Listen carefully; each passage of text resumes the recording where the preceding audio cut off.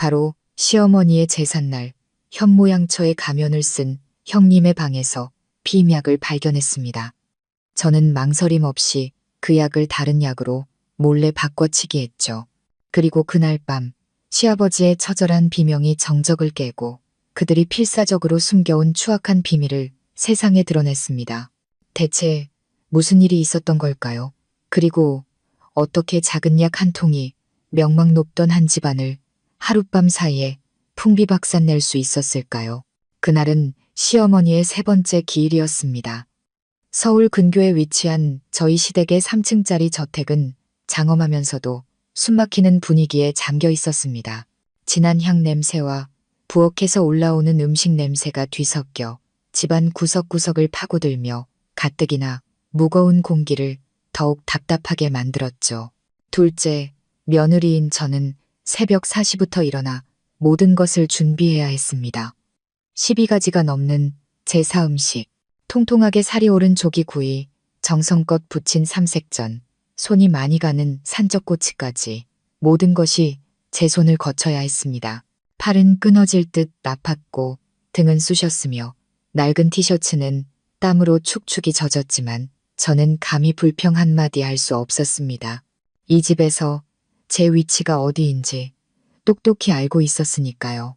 남편 민준 씨와 결혼한 지 6년, 저는 김 씨 집안에 두 딸을 낳아주었습니다. 아이들은 예쁘고 착했지만 시댁 식구들 눈에는 그저 언젠가는 집을 떠날 출가회인일 뿐이었습니다. 이 가문이 간절히 바라는 것, 시아버지인 김 회장님이 식사 때마다 되풀이해서 말씀하시는 것은 바로 대를 이을 장손이었습니다. 그리고 제가 딸만 낳았다는 이유로 이 집안의 모든 잘못과 부족함은 을에 제 탓이 되었습니다. 저의 침묵은 순종으로, 저의 성실함은 의무로 여겨졌습니다. 저희 모녀의 존재는 그들에게 끝없는 실망감을 상기시키는 표식일 뿐인 듯 했습니다. 저와는 정반대로 큰형님인 지연 씨는 온갖 사랑을 독차지했습니다. 형님은 남편의 형인 민수 씨와 저보다 1년 먼저 결혼했지만 아직 아이가 없었습니다. 그럼에도 온 식구들은 형님을 보물처럼 아끼고 떠받들었죠. 모두들 형님이 몸이 약해 임신이 어려운 것이니 큰아들인 민수 씨가 더 노력해야 한다고 말했습니다. 시아버지는 매달 비싼 돈을 들여 녹용의 홍삼까지 온갖 귀한 한약을 구해와 직접 다려주며 형님이 하루빨리 아이를 갖기를 기원했습니다.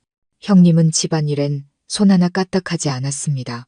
이렇게 중요한 제삿날에도 제가 부엌에서 정신없이 움직이는 동안 형님은 거실 소파에 앉아 부채질을 하며 이따금 피곤하다고 인상을 찌푸릴 뿐이었습니다. 제 남편 민준 씨는 그 모습을 보자마자 달려가 물었습니다. 형수님, 또 몸이 안 좋으세요? 제가 서윤이한테 인삼차라도 한 잔 내오라고 할까요? 서윤, 그게 제 이름입니다. 이 집에서 저는 제 이름이 없는 사람처럼 느껴질 때가 많았습니다. 그저 하나의 역할, 하나의 도구일 뿐이었죠. 남편이 저를 부르는 소리에 심장이 쿵 내려앉고 목이 메었습니다. 그 역시 제 남편이고 제 아이들의 아버지지만 가족들 앞에서는 항상 저를 낮추어 그들의 비위를 맞췄습니다. 저는 묵묵히 뜨거운 인삼차를 잔에 따라 조심스럽게 위층으로 가져갔습니다. 형님은 남편 민수 씨의 어깨에 머리를 기댄 채 피곤한 표정을 짓고 있었지만 그 눈빛에는 묘한 더위만만이 서려 있었습니다. 저를 보더니 형님은 미간을 살짝 찌푸렸습니다. 어머, 동서, 부엌에서 일하다 와서 그런가 기름 냄새가 너무 심하네. 나 속이 좀 안 좋아지려고 해. 저는 그 자리에 얼어붙었습니다. 인삼차를 든 두 손이 사시나무 떨듯 떨렸습니다. 위층으로 올라오기 전에 분명 깨끗하게 씻었는데도 이런 경멸을 피할 수는 없었습니다. 자개장에 앉아 계시던 시아버지가 헛기침을 하며 얼음장 같은 한마디를 던졌습니다. 애도 못 낳는 게 남들 불쾌하게 만들기는 정말 쓸모없는 것. 그 한마디 한마디가 비수처럼 제 심장에 밝혔습니다. 입술에서 비릿한 피맛이 느껴질 때까지 입술을 꽉 깨물며 터져나오려는 눈물을 억지로 삼켰습니다. 저는 누구도 쳐다보지 못한 채 찻잔을 테이블에 내려놓으며 기어들어가는 목소리로 말했습니다. 죄송합니다. 바로 부엌으로 내려가겠습니다. 돌아서는 제 등 뒤로 형님의 교태 섞인 목소리가 들려왔습니다. 아버님, 너무 그러지 마세요. 동서도 일부러 그런 건 아닐 거예요. 제가 너무 예민해서 그래요. 그 가식적인 목소리에 구역질이 났습니다. 저는 서둘러 부엌으로 달려가 문을 쾅 닫고 벽에 등을 기댄 채 거친 숨을 몰아쉬었습니다. 이제 더는 참을 수 없었습니다. 6년, 길고 긴 6년 동안 저는 이 집에서 그림자처럼 살았습니다. 아들을 낳지 못한다는 죄명을 짊어진 채 말이죠. 정작 가장 큰 압박을 받아야 할 사람은 온갖 특혜를 누리며 유유자적하고 있는데 말입니다. 어쩌면 이게 내 운명이려니, 며느리란 원래 인내해야 하는 자리려니 생각했습니다. 하지만 오늘 저의 인내는 마지막 한계에 도달했습니다. 바로 그때 남편이 내려왔습니다. 그는 미안한 눈빛으로 저를 보며 말했습니다. 서윤아, 아버님 말씀 마음에 담아두지 마. 그냥 장손 보고 싶은 마음이 너무 크셔서 그래. 그리고 형수님도 좀 이해해줘. 그 양반도 스트레스가 심하잖아. 저는 고개를 들어 남편을 보았습니다. 비웃음이 절로 나왔습니다. 스트레스? 온 가족이 옆에 붙어서 시중 들고 몸에 좋다는 약은 다 챙겨 먹이는 게 스트레스라고? 그럼 나는, 오빠는 내가 스트레스 받는 건 한 번이라도 생각해 봤어? 민준 씨는 제 시선을 피했습니다. 아, 그만해. 다 지난 일이잖아. 아, 형수님이 머리가 좀 아프시대. 형수님 방 침대 머리맡 서랍장에 있는 연보라색 실크 스카프 좀 가져다 줄래? 난 외가 쪽 어른들 모시러 가야 해서. 그는 마치 저와 1초라도 더 마주하기 싫다는 듯 서둘러 자리를 떴습니다. 저는 부엌에 선 채 차갑게 식어가는 마음을 느꼈습니다. 남편조차 제가 형님 시중 드는 것을 당연하게 여기고 있었습니다. 깊은 한숨을 내쉬고 혼란스러운 감정을 억누른 채 저는 형님 부부의 방으로 향했습니다. 저희 부부방보다 2배는 넓은 그 방은 온갖 값비싼 가구로 화려하게 꾸며져 있었습니다. 은은한 한약 냄새와 고급 향수 냄새가 뒤섞여 있었죠. 침대 머리맡의 서랍을 조심스럽게 열었습니다. 연보라색 실크 스카프가 맨 위에 곱게 접혀 있었습니다. 스카프를 집어드는 순간 제 팔꿈치가 옆에 있던 작은 화장품 파우치를 건드리고 말았습니다. 파우치가 바닥에 떨어지며 내용물이 쏟아졌습니다. 립스틱, 파우더 팩트, 그리고 하얀색 약통. 저는 몸을 숙여 그것을 집어들었고 그 순간 세상이 무너지는 것 같았습니다. 그것은 매일 복용하는 경구 피임약이었습니다. 28일분 이미 절반 이상을 복용한 상태였습니다. 저는 약통을 손에 쥔 채 온몸을 떨었습니다. 두려움 때문이 아니었습니다. 가슴 속에서 주체할 수 없는 분노가 치밀어 올랐기 때문입니다. 그랬구나.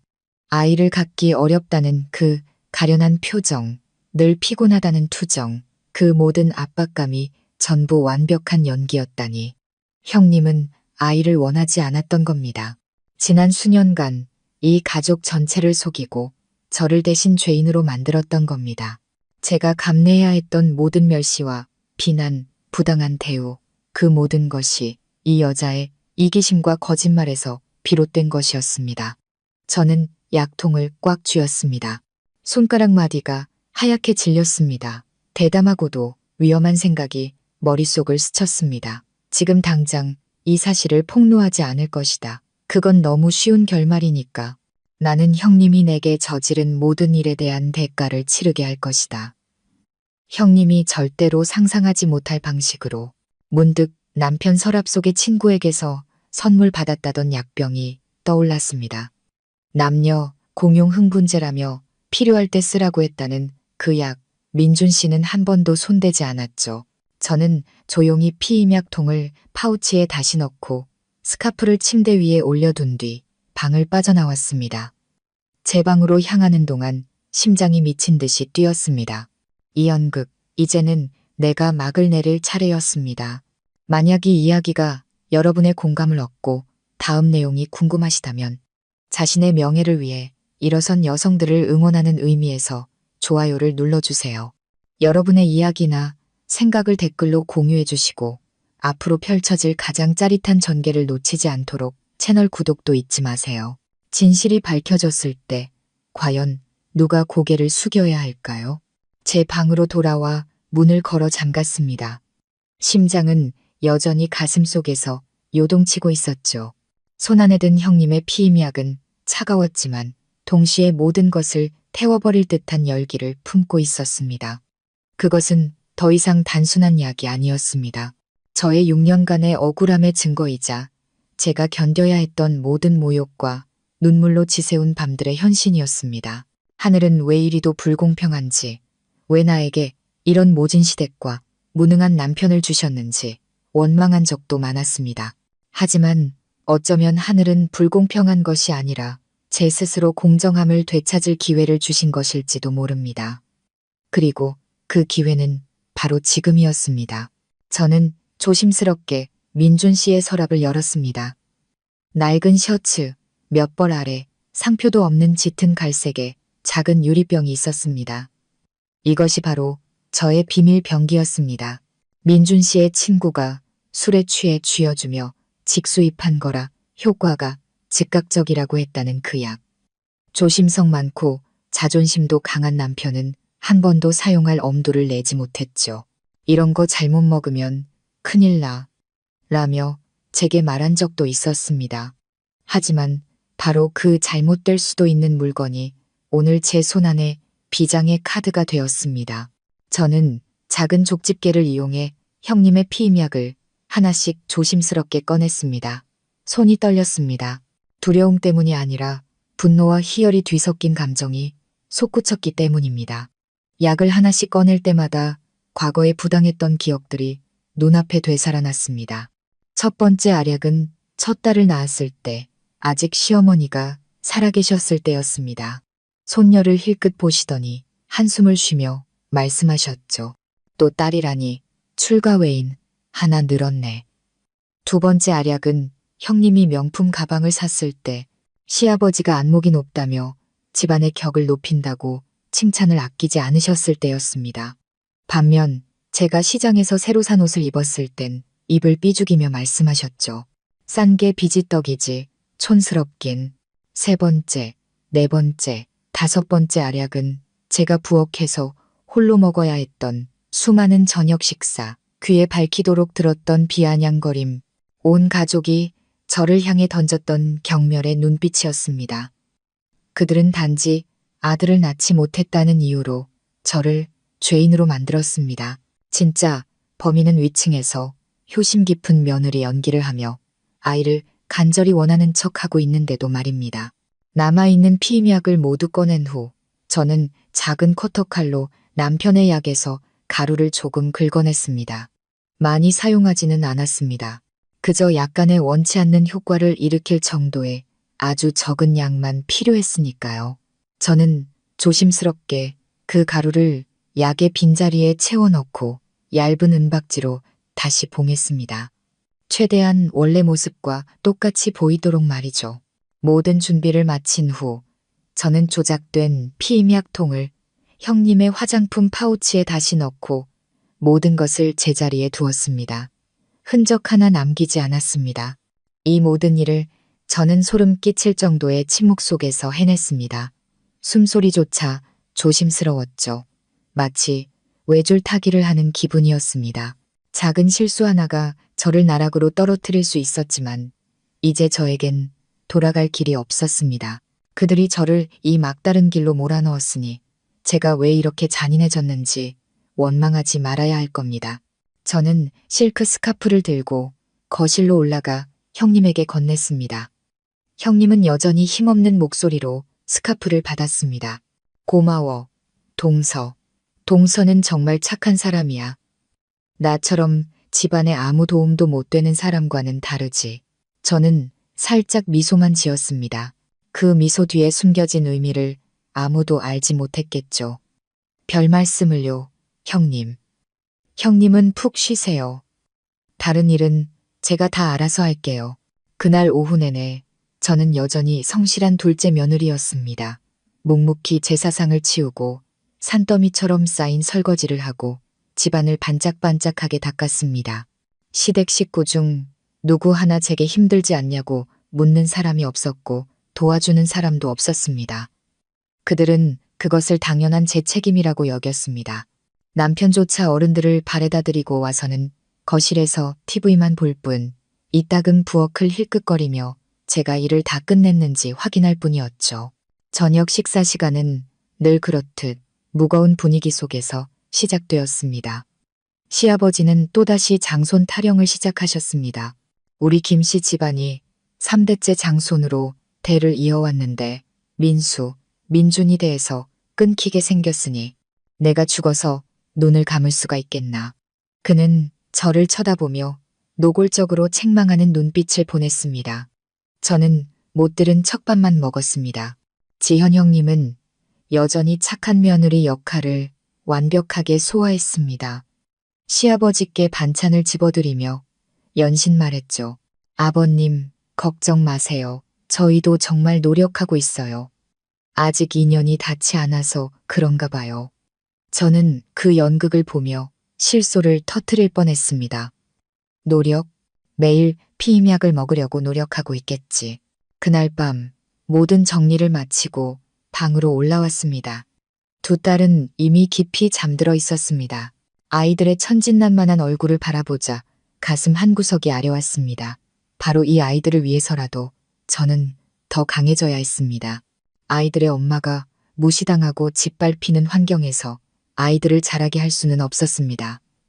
딸이라는 이유만으로 주눅 들어 살게 할 수는 없었습니다. 저는 아이들의 이불을 고쳐 덮어주고 조용히 창가에 앉아 캄캄한 마당을 내다보았습니다. 밤바람이 불어와 한기를 실어 날랐습니다. 저는 곧 이 집에 폭풍이 몰아칠 것을 알고 있었습니다. 어떤 결과가 닥칠지, 무엇을 마주해야 할지 알 수 없었지만 후회는 없었습니다. 제가 지금 뿌린 것은 단순한 약이 아니었습니다. 모든 거짓을 불태워버릴 불씨였죠. 그리고 아이러니하게도 그 불씨에 처음 불을 붙인 것은 바로 제 남편이었습니다. 과연 제 계획은 예상대로 진행될까요? 아니면 예상치 못한 변수가 발생할까요?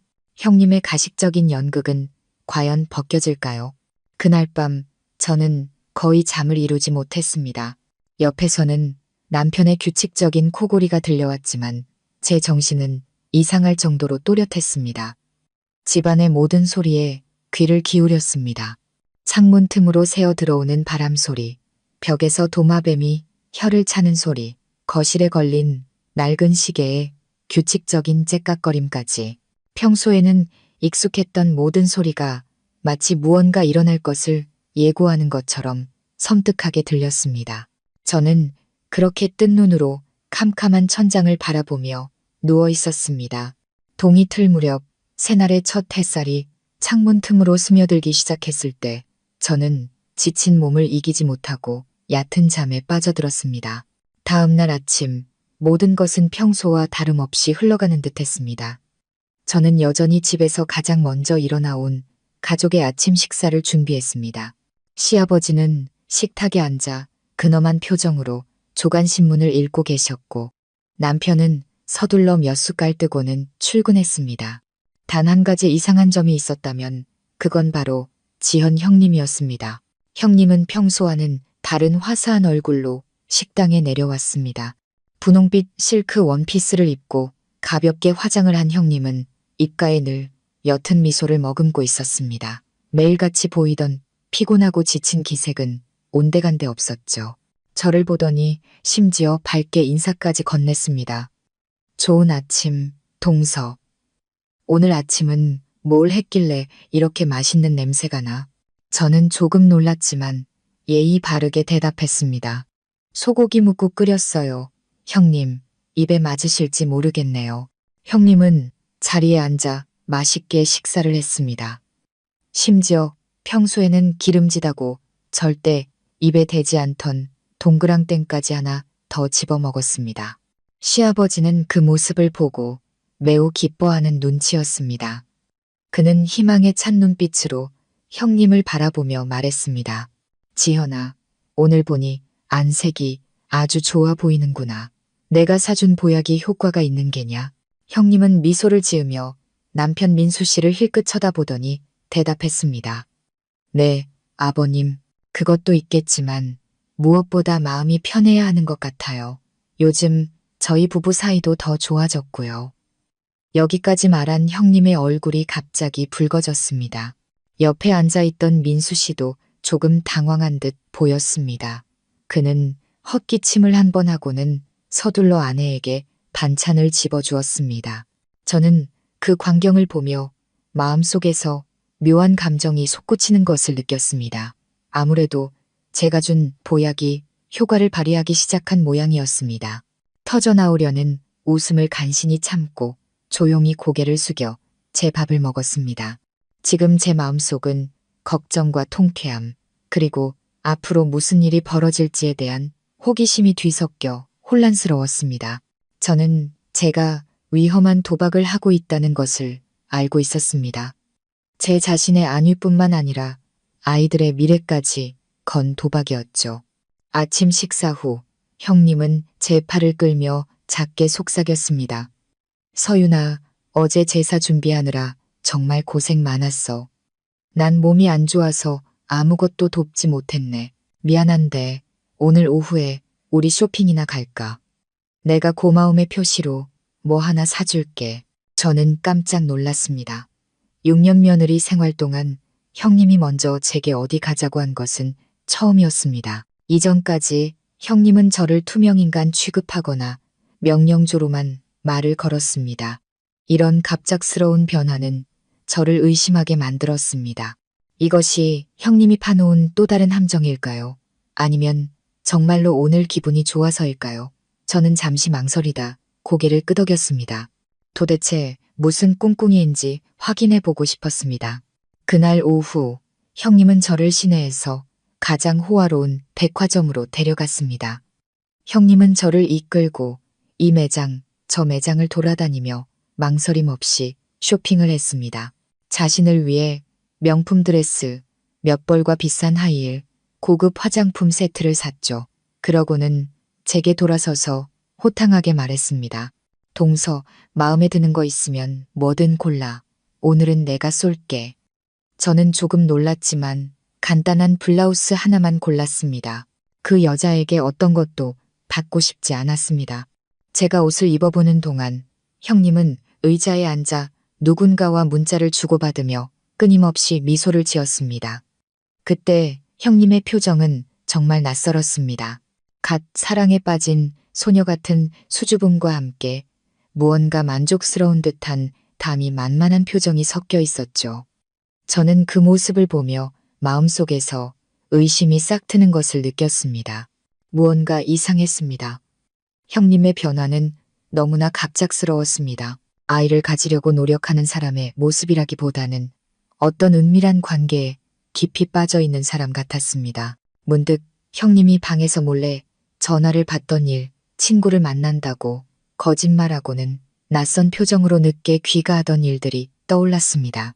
전에는 그저 형님의 성격이 유별나다고만 생각했습니다. 하지만 지금 모든 것을 연결해 보니 형님의 비밀이 단지 피임약에 그치지 않을지도 모른다는 생각이 들었습니다. 이런저런 생각에 잠겨 있을 때 저는 근처에 서 있던 2명의 매장 직원이 나누는 대화를 우연히 듣게 되었습니다. 그들은 서로 속삭이며 이따금 형님 쪽을 힐끗거렸습니다. 야, 저기 핑크 원피스 입은 여자 낯이 익지 않아?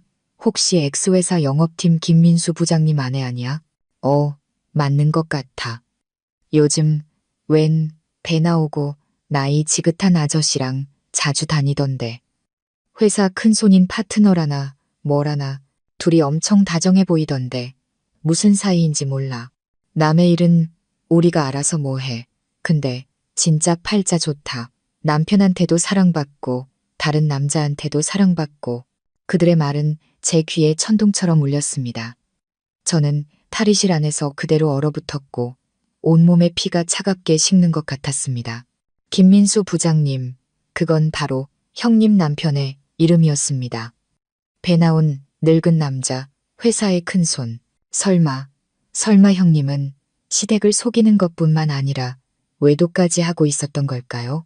비밀 위에 또 다른 비밀, 진실 위에 더 끔찍한 진실. 머리가 어지러웠습니다. 제가 이기적이고 가식적이라고만 생각했던 형님은 사실 그보다 몇 배는 더 무서운 존재였습니다. 형님은 단순한 여우가 아니라 순한 토끼의 탈을 쓴 독사였습니다. 저는 탈의실에서 나와 최대한 평온한 표정을 지으려 애썼습니다. 여전히 휴대폰에 정신이 팔려있는 형님을 보며 제 마음속 복수 계획은 또 다른 방향으로 제가 상상했던 것보다 훨씬 더 잔혹하고 예측 불가능한 방향으로 틀어지기 시작했습니다. 제가 바꿔치기한 흥분제는 아마 단순히 아이 문제에 대한 형님의 거짓말을 폭로하는데 그치지 않을 것입니다. 그것은 훨씬 더 거대한 폭탄의 뇌관이 될지도 모릅니다. 형님뿐만 아니라 이 집안의 허울뿐인 명예까지 완전히 파괴해버릴 수 있는 폭탄 말입니다. 과연 제 의심은 사실일까요? 만약 그렇다면 형님의 비밀스러운 파트너는 누구이며 이 연극에서 그는 어떤 역할을 맡고 있는 걸까요? 쇼핑은 어색한 분위기 속에서 끝났습니다. 저는 아무렇지 않은 척했지만 머릿속에서는 두 매장 직원의 대화가 계속 맴돌았습니다. 형님은 제 이상한 낌새를 눈치채지 못한 것 같았습니다. 아니면 어쩌면 자신의 즐거움에 너무 깊이 빠져 다른 것에는 신경 쓸 겨를이 없었는지도 모릅니다. 집으로 돌아오는 길에 형님은 새로 산 물건들과 남편 민수 씨가 자신을 얼마나 아껴주는지에 대해 끊임없이 자랑했습니다. 저는 조용히 듣기만 했습니다. 형님이 내뱉는 말 한마디 한마디가 제 마음속 경멸감을 더욱 키웠습니다. 남편을 속이고 있는 여자가 어떻게 저렇게 태연하게 남편의 사랑에 대해 말할 수 있는지 정말 기가 막힐 노릇이었습니다. 집에 도착하자마자 저는 피곤하다는 핑계를 대고 먼저 방으로 올라왔습니다. 머릿속에 뒤엉킨 생각들을 정리할 조용한 공간이 필요했습니다. 침대에 앉아 창밖을 바라보며 제가 가진 모든 정보에 조각들을 맞춰보기 시작했습니다. 피임약, 형님의 갑작스러운 태도 변화, 그리고 두 매장 직원의 대화. 모든 것이 한 방향을 가리키고 있었습니다. 형님은 외부에서 부적절한 관계를 맺고 있다. 하지만 그 상대는 누구이며 어떻게 시댁 식구들 코앞에서 체면과 명예를 무엇보다 중요하게 여기는 이 집안에서 그런 엄청난 일을 저지를 담력을 가질 수 있었을까요? 저는 형님의 삶에 등장했던 남자들을 떠올리기 시작했습니다. 형님은 외출이 잦지 않았고 친구도 많지 않았습니다. 그녀의 인간관계는 주로 남편 민수 씨의 회사와 시댁의 사업 관계자들을 중심으로 형성되어 있었습니다. 회사의 큰손, 나이 많고 뚱뚱한 남자. 이 이미지는 제 머릿속에 한 사람을 떠올리게 했습니다. 시아버지의 오랜 사업 파트너인 박 사장님. 그는 50대 후반에 몸집이 크고 항상 번지르르한 옷차림을 하고 다녔습니다. 그는 종종 저희 집에 와서 시아버지 민수 씨와 사업 이야기를 나누며 식사를 하곤 했습니다. 올 때마다 값비싼 선물을 가져왔고 항상 형님에게는 입에 발린 칭찬을 늘어놓았죠. 우리 지연 씨는 정말 아름답고 현명해. 이러니 우리 민수 부장이 푹 빠질 수밖에. 김 회장님은 이런 며느리를 두셨으니 3대의 복입니다. 전에는 그저 평범한 사교적인 인사라고 생각했지만 지금 다시 생각해보니 무언가 이상했습니다. 박 사장님이 형님을 보는 눈빛은 어른이 며느리를 보는 눈빛과는 달랐습니다. 거기에는 무언가 탐욕스럽고 소유욕에 찬 시선이 담겨 있었고 형님은 그의 칭찬을 받을 때마다 가식적으로 수줍어하면서도 눈빛 속더이만만함을 감추지 못했습니다. 한 번은 박 사장님이 형님의 손에 작은 상자를 몰래 쥐어주는 것을 우연히 본 적도 있었습니다. 형님은 재빨리 그것을 핸드백에 숨겼죠. 그때는 그저 의례적인 선물이라고 생각했지만 이제는 확신할 수 없었습니다. 만약 그 상대가 정말 박 사장님이라면 모든 것이 훨씬 더 복잡해집니다. 그는 단순한 사업 파트너가 아니라 시아버지의 절친한 친구이기도 했습니다. 그들의 사업 관계는 가족 회사의 대규모 계약과 얽혀 있었습니다. 만약 이 일이 터지면 그것은 단순한 가족 스캔들로 끝나지 않고 회사의 경영 위기로까지 번질 수 있었습니다. 어쩌면 시댁의 회사를 무너뜨릴 수도 있었죠. 이것이 바로 형님이 그렇게 자신만만했던 이유일 겁니다. 형님은 자신이 이 가족 전체를 통제할 수 있는 비장의 카드를 쥐고 있다는 것을 알고 있었던 겁니다. 그녀는 아들을 낳을 필요도 착한 며느리가 될 필요도 없었습니다. 왜냐하면 그녀에게는 그보다 더 강력한 무기, 바로 이 가문의 경제적 생명줄을 쥐고 있는 남자와의 관계가 있었기 때문입니다. 순간 등골이 오싹해졌습니다. 형님의 계산은 제 상상을 훨씬 뛰어넘었습니다. 그녀는 자신의 결혼을 한 판의 도박으로 만들었습니다. 그 판에서 남편인 민수 씨는 그저 졸에 불과했고 저와 제 아이들은 그녀의 더러운 음모를 가리기 위한 희생양이 되어버린 겁니다. 생각할수록 분노가 치밀어 올랐습니다. 형님이 그렇게 법망을 피해 유유자적하게 살아가도록 내버려 둘 수는 없었습니다. 그녀의 진짜 얼굴을 벗겨내기 위해 무언가를 해야만 했습니다. 단지 저 자신을 위해서뿐만 아니라 그녀에게 이용당하고 있는 다른 무고한 사람들을 위해서도 말이죠. 하지만 어떻게 해야 할까요? 제 손에는 구체적인 증거가 없었습니다. 모든 것이 제 추측일 뿐이었죠. 지금 이 사실을 말해봤자 아무도 저를 믿지 않을 겁니다. 오히려 제가 형님을 시기해서 헛소문을 퍼뜨린다고 비난할지도 모릅니다. 저에게는 완벽한 계획, 형님이 절대로 발뺌할 수 없는 결정적인 한 방이 필요했습니다. 그리고 저는 다시 남편의 그 약병을 떠올렸습니다. 어쩌면 그것이 모든 것을 해결할 열쇠일지도 모릅니다.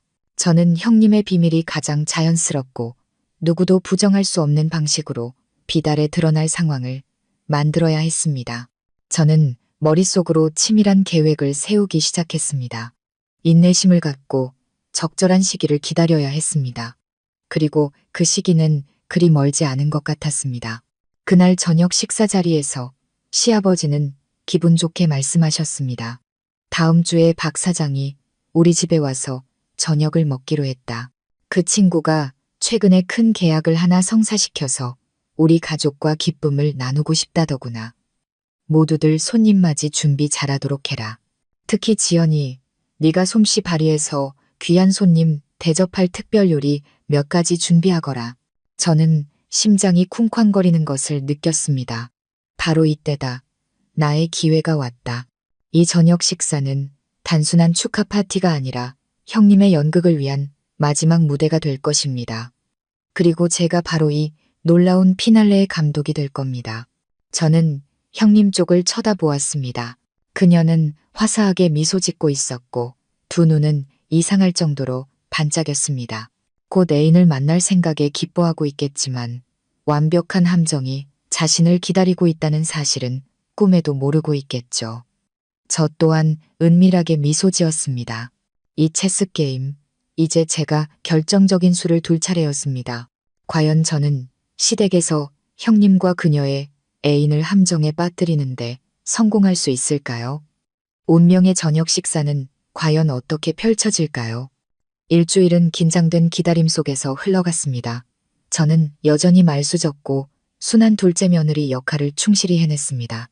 매일 집안일과 아이들을 돌보며 묵묵히 지냈죠. 하지만 제 안에서는 조용히 폭풍이 형성되고 있었습니다. 저는 일주일 내내 제 계획을 위해 아주 사소한 부분까지 준비했습니다. 가족 구성원 한 사람 한 사람의 생활 습관, 특히 형님의 습관을 유심히 관찰했습니다. 저는 형님이 매일 오후 시아버지가 다려주시는 보약을 마신 후 약 1시간 동안 방에서 휴식을 취하는 습관이 있다는 것을 알아냈습니다. 이것이 바로 제가 행동할 절호의 기회였습니다. 드디어 박 사장님이 오기로 한 날이 왔습니다. 화창한 주말이었습니다. 시댁 식구들은 모두 들떠 보였습니다. 시아버지는 말끔한 양복을 차려입고 거실을 서성이며 모두를 재촉하셨습니다.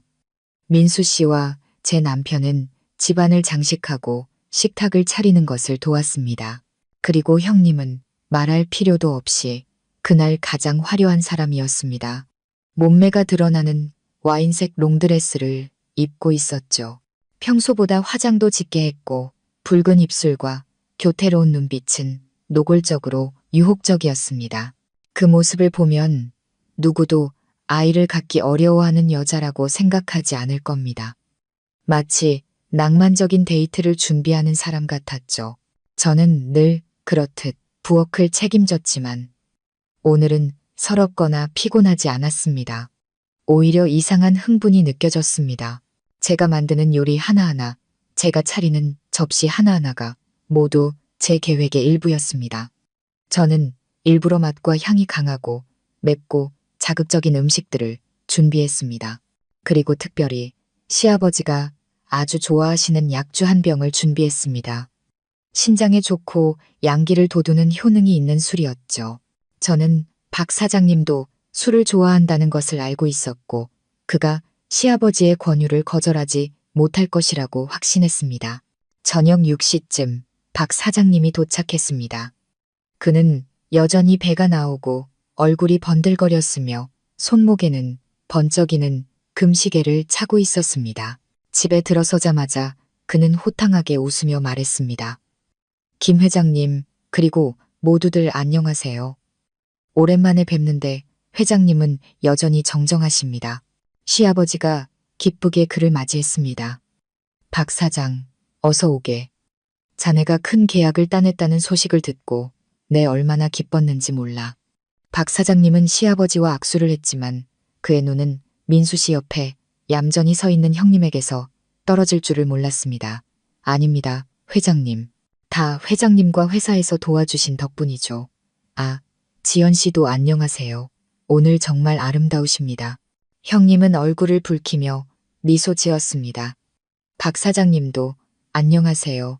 과찬이세요. 저녁 식사는 즐겁고 활기찬 분위기 속에서 시작되었습니다. 모두들 박 사장님의 성공을 축하하며 건배했습니다.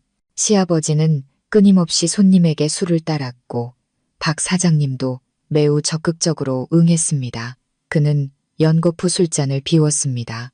형님은 그 옆에 앉아 이따금 박 사장님에게 음식을 집어주었습니다. 두 사람의 시선은 때때로 마주쳤고 그들만이 이해할 수 있는 메시지를 담고 있었습니다. 민수 씨와 제 남편은 아무것도 모른 채 즐겁게 사업 이야기를 나누며 바로 눈앞에서 벌어지는 이상한 기류를 전혀 눈치채지 못했습니다.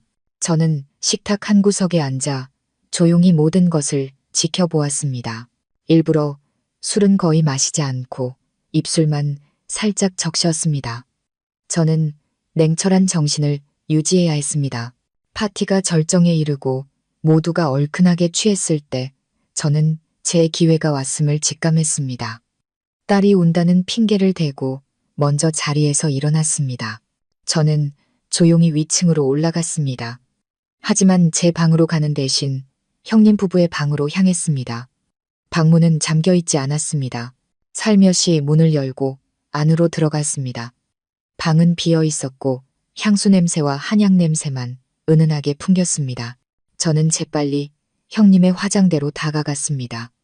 그곳에는 형님이 아직 다 마시지 않은 보약 그릇이 놓여 있었습니다. 저는 주머니에서 남편의 약 하나를 꺼내 조심스럽게 가루로 만들어 그릇에 모두 쏟아부었습니다. 작은 숟가락으로 가루가 다 녹을 때까지 골고루 저었습니다. 모든 것을 끝내고 원래대로 되돌려 놓았습니다. 이 모든 일을 1분도 채 안 되는 시간 동안 소리 없이 신속하게 해치웠습니다. 방을 나오기 전 저는 조심스럽게 휴대폰을 구석진 곳에 숨겨두고 동영상 녹화 버튼을 눌렀습니다. 앞으로 일어날 모든 것을 기록하고 싶었습니다. 이것이 바로 형님의 죄를 입증할 빼도 박도 못할 증거가 될 테니까요. 저는 아무 일도 없었다는 듯 태연한 표정으로 파티 자리로 돌아왔습니다. 약 10분 후 형님도 피곤하다며 먼저 방에 들어가 쉬겠다고 했습니다. 시아버지는 걱정스럽게 당부했습니다. 그래, 올라가서 보약마저 다 마시고 푹 쉬어라. 그 약 아주 좋은 거다. 형님은 미소 지으며 대답했습니다. 네, 아버님, 알고 있어요. 그녀는 자신을 기다리고 있는 것이 달콤한 잠이 아니라 끔찍한 악몽이라는 사실을 모른 채 위층으로 올라갔습니다. 파티는 계속되었지만 제 정신은 이미 그곳에 없었습니다. 저는 그저 기다리고 있었습니다. 모든 것을 폭로할 운명의 비명이 울려 퍼지기를. 모든 것이 완벽하게 계획되었습니다. 하지만 저는 제 계획에 예상치 못한 변수가 생길 줄은 꿈에도 몰랐습니다. 모든 것을 제가 상상했던 것보다 훨씬 더 극적이고 무서운 상황으로 몰고 갈 변수 말입니다. 과연 형님의 방에서는 무슨 일이 벌어질까요? 그리고 어떤 예상치 못한 변수가 제 계획을 틀어지게 만들었을까요?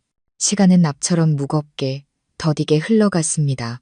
아래층에서는 여전히 웃음소리와 건배소리가 요란했지만 제게는 위층을 뒤덮은 무서운 정적의 배경음처럼 들릴 뿐이었습니다.